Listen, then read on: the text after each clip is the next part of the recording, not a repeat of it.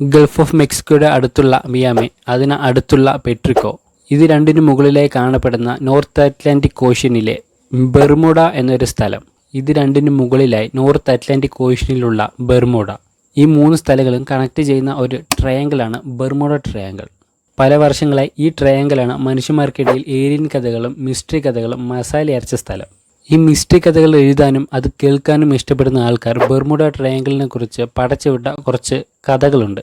ആ കഥകളിലെ കുറച്ചെണ്ണം നമുക്ക് നോക്കാം. അതിലെ ഒന്ന്, ബെർമുഡ ട്രയാങ്കിളിന്റെ അടിയിൽ ഒരു വലിയ മാഗ്നറ്റിക് പിരമിഡ് ഉണ്ട്. ആ വലിയ പിരമിഡാണ് ബെർമുഡ ട്രയാങ്കിളിലൂടെ പോകുന്ന കപ്പലുകളുടെയും എയ്റോപ്ലെയിനുകളുടെയും അപകടത്തിന് കാരണമെന്ന് പറയുന്നു. അതിൽ രണ്ടാമത്തെ, നമ്മുടെ സ്പേസിൽ ബ്ലാക്ക് ഹോൾ ഉള്ളതുപോലെ ബെർമുഡ ട്രയാങ്കിളിന്റെ അടിയിലും വോം ഹോൾ എന്നൊരു പ്രതിഭാസമുണ്ട്.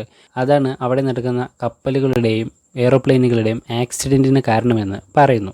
മൂന്നാമത്തെ, ബെർമുഡ ട്രയാങ്കിളിന്റെ അടിയിൽ പല വർഷങ്ങളായി ഏലിയൻ കുടിയിരിക്കുന്നുണ്ട്. ഈ ഏലിയൻ കുടിയിരിക്കുന്നത് കൊണ്ടാണ് അവിടെ നടക്കുന്ന ആക്സിഡന്റുകൾക്ക് കാരണമെന്ന് ചില ആൾക്കാർ പറയുന്നു. ബെർമുഡ ട്രയാങ്കിളിനെ പറ്റിയുള്ള ഇതുപോലുള്ള കെട്ടുകഥകൾ തുടങ്ങുന്നത് 15-ാം നൂറ്റാണ്ടിന്റെ തുടക്കത്തിലാണ്.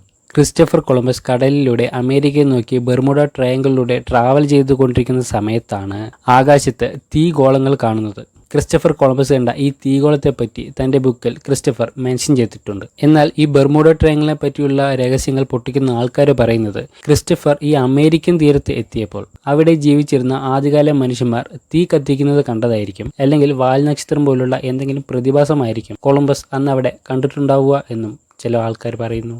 അടുത്തത് 1918 സൈക്ലോപ്സ് എന്നൊരു ചരക്ക് കപ്പൽ 300 ക്രൂ മെമ്പേഴ്സുമായി അമേരിക്കയിൽ നിന്നും പുറപ്പെട്ടു.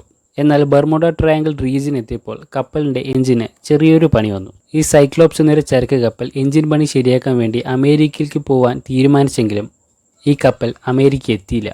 എഞ്ചിൻ തകരാറ് വന്ന മണിക്കൂറുകൾക്കുള്ളിൽ ഈ കപ്പലിൻ്റെ സിഗ്നൽ കട്ടാവുകയും ആ കപ്പലിലുണ്ടായിരുന്ന 300 ക്രൂ മെമ്പേഴ്സും ആ കപ്പലും ഒറ്റയടിക്ക് ബെർമുഡ റീജിയനിൽ വെച്ച് കാണാതായി. ഈ കപ്പൽ മുങ്ങാൻ കാരണം ബെർമുഡ ട്രയാങ്കിളിന്റെ കയ്യിലിരിപ്പാണെന്ന് ചില ആൾക്കാർ പറഞ്ഞാലും ഇത് വിശ്വസിക്കാത്ത ആൾക്കാർ പറയുന്നത് ഈ സൈക്ലോപ്സ് എന്നൊരു ചരക്ക് കപ്പൽ ഓൾറെഡി പഴക്കമുള്ളൊരു കപ്പലാണ്. അതുമാത്രമല്ല, ആ കപ്പൽ ഇത്രയും ദിവസം കയറ്റാത്തത്ര ലോഡാണ് ആ ദിവസം കയറ്റിയത്. ഇതുകൊണ്ടായിരിക്കാം ആ കപ്പൽ മുങ്ങിയതെന്നും ചില റിപ്പോർട്ടുകൾ പറയുന്നു. പിന്നെ 1945 വേൾഡ് വാർ സമയത്ത് നടന്ന ഒരു ഫേമസ് സംഭവമാണ് ഫ്ലൈറ്റ് 90. 5 പ്ലെയിനുകൾ ഒരേ സമയത്ത് ഒരേ ടൈമിൽ ബെർമുഡ ട്രയാങ്കിളിൽ വെച്ച് കാണാതായ സംഭവം. ശരിക്കും പറഞ്ഞാൽ ഈ 5 പ്ലെയിനുകൾ കാണാതായ സംഭവം തന്നെയാണ് ഓൾറെഡി ഫേമസ് ആയ ബെർമുഡ ട്രയാങ്കിളിനെ ഒന്നും കൂടി ഫേമസ് ആക്കിയത്. എന്നാൽ ഈ 5 പ്ലെയിനുകളും ഒരുമിച്ച് കാണാതായതിൻ്റെ ഒരു മെയിൻ റീസൺ പുതുതായി ജോയിൻ ചെയ്ത ഒരു പൈലറ്റിൻ്റെ പിഴവ് മൂലമാണ്. ഈ 5 പ്ലെയിനുകളും ഓടിച്ചിരുന്ന പൈലറ്റുമാർ എക്സ്പീരിയൻസ്ഡ് പൈലറ്റുമാരല്ലായിരുന്നു. ഇവർ വെറും ട്രെയിനീസ് മാത്രമാണ്. ഇവരെ ട്രെയിൻ ചെയ്യിക്കാൻ വന്ന ക്യാപ്റ്റന് ആ സ്ഥലത്തിൻ്റെ കൃത്യമായ റൂട്ട് അറിയില്ലായിരുന്നു. ആ 5 പ്ലെയിനുകളും പറന്നുകൊണ്ടിരിക്കുന്ന സമയത്ത് തന്നെ അളവിൽ കൂടുതൽ കാറ്റ് വീശുകയും പ്ലെയിനുകളുടെ സിഗ്നൽ കട്ടാവുകയും ചെയ്തു. അങ്ങനെ ആ 5 പ്ലെയിനുകളും ഇറങ്ങാനുള്ള സ്ഥലം അറിയാതെ ഡയറക്ഷൻ മാറി അത് കടലിൽ വീണിട്ടുണ്ടാവും എന്നാണ് നിഗമനം. ബെർമുഡ ട്രയാങ്കിൾ ഇതുപോലെ 15 കപ്പൽ ആക്സിഡൻറ്റുകളും 19 എയ്റോപ്ലെയിൻ ആക്സിഡൻറ്റുകളും നടന്നിട്ടുണ്ട്. ഇതുപോലുള്ള വലിയ വലിയ ആക്സിഡൻറ്റുകൾ ബെർമുഡ ട്രയാങ്കിൾ നടന്നാലും അവിടുത്തെ ഗവൺമെൻറ് ഇതുവരെയും ബെർമുഡ ട്രയാങ്കിളിലൂടെ പറക്കാൻ പാടില്ല, അതിലൂടെ പോകാൻ പാടില്ല എന്ന് ഏത് കപ്പലുകളെയും ഏത് പ്ലെയിനുകളെയും ഇതുവരെ പറഞ്ഞിട്ടില്ല. എന്നാൽ ശരിക്കും ബെർമുഡ ട്രയാങ്കിൾ ഇതുപോലുള്ള ആക്സിഡൻറ്റുകൾ നടക്കാനുള്ള മെയിൻ കാരണം ബെർമുഡ ട്രയാങ്കിളിൻ്റെ അടിയിൽ സംഭവിക്കുന്ന കെട്ടുകഥകളല്ല.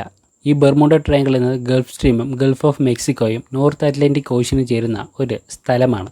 അതുകൊണ്ട് തന്നെ ആ സ്ഥലത്ത് വലിയ ചുഴലിക്കാറ്റുകളും വലിയ രീതിയിലുള്ള തിരമാലകളും കാണാനുള്ള സാധ്യത കൂടുതലാണ്.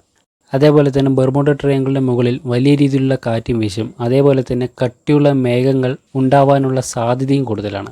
അതുകൊണ്ട് തന്നെയാണ് ബെർമുഡ ട്രയാങ്കിൾ ഇത്രയധികം ആക്സിഡൻറ്റ് നടക്കാനുള്ള കാരണം. ശരിക്കും ഈ ബെർമുഡ ട്രയാങ്കിൾ വട്ടത്തിലുള്ള വോം ഹോളുമില്ല, ഏലിയൻ അണിയിരിക്കുന്നുമില്ല.